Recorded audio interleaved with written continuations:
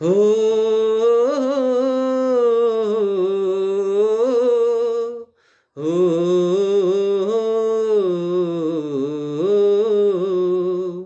संदेशे आते हैं, हमें तड़पाते हैं।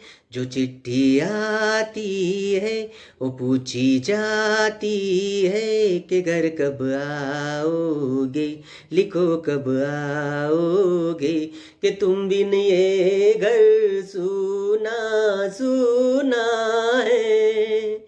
ओ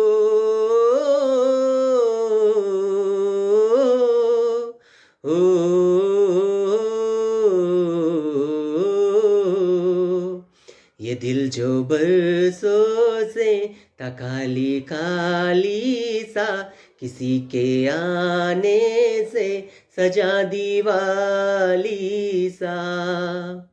जगे हैं दरवाजे किसी की आहट से, सवेरा होता है किसी की करवट से।